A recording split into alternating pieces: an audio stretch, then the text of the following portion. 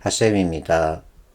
여러분들이 의사소통에서 장문 독해를 많이 어려워하죠. 그러나 겁낼 것 하나도 없습니다. 아주 쉽게 접근할 수 있습니다. 오늘입니다. 인터넷 여기저기 검색하다가 이것을 발견했습니다. 2016년도 수능 문제라고 하더군요. 첨부된 파일이 있어서 다운을 받아서 쭉 살펴봤더니 역시나 내가 생각했던 것 그대로였습니다. 무슨 말이냐 하면 문제 지문 길이가 이 정도인데 해설이 같은 크기의 설명입니다. 지문과 해설이 거의 같죠. 자, 여러분들이 매산비라는 책을 보고 있다는 것을 나도 알고 있습니다. 나는 매산비를 권하지 않습니다. 매산비라는 책이 나쁘다는 게 아니라 어쩔 수 없이 해설을 보게 되어 있는데 그 해설이 너무 장황합니다. 이처럼 아주 길게 쭉 나열되어 있죠. 우리한테는 지금 답을 찾는 눈을 갖추는 게 중요하지 이와 같은 것이 왜 그런지 학문적 접근 해줄 필요가 있다 없다 없습니다.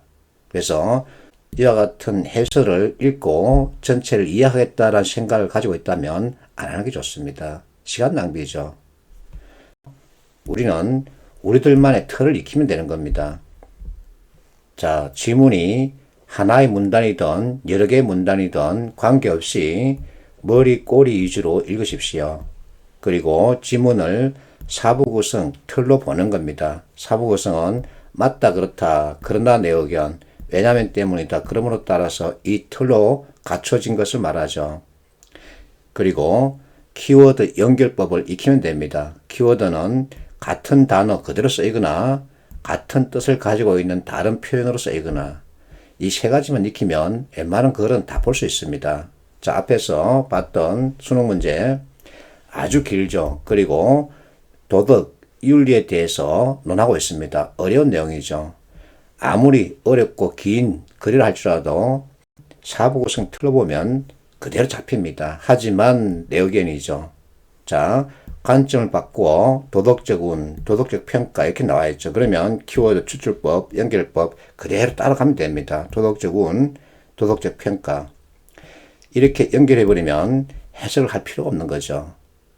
어쨌든 우리는 답을 찾는 스킬을 익혀야 합니다. 코리엘 문제입니다.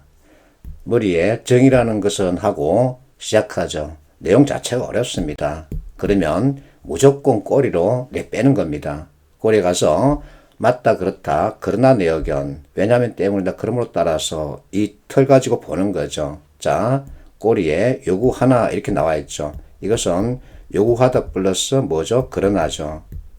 그러나 내 의견이죠. 그러면 의견은 뭘까요? 수정이란 단어죠. 행동 방향입니다.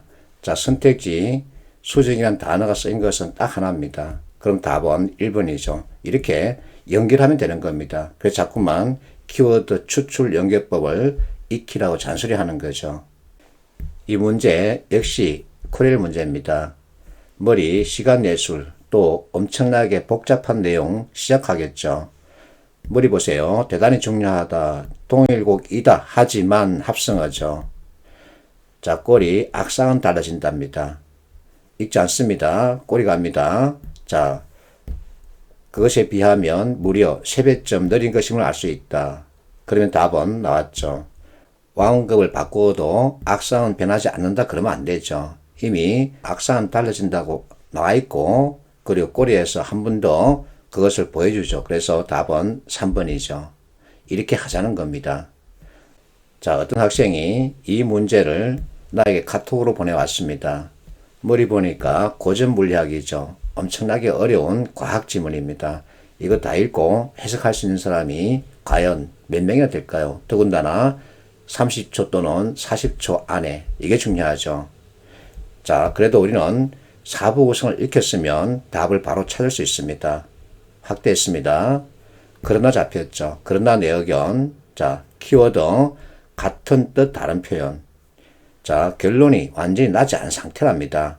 그런데 3번 보세요. 명확한 인과관계를 가지고 있다 그러죠. 무슨 소리? 아직 나지 않은 상태라는데 그래서 생각하지 말고, 즉 해석하지 말고 답을 3번으로 정하는 겁니다. 왜? 서로의 관계가 분명하니까요. 이렇게 접근하자는 거죠. 그러면 정말 지문 길이와 내용 관계없이 지문에 대한 두려움이 점차 사라지는 거죠.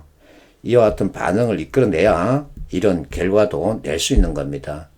우리는 어쨌든 최소 비용 최대 효과라는 관점에서 공부를 해야 되죠. 공부도 경제 활동의 하나입니다. 그래서 이론에서 비롯된 개념을 익히라는 겁니다.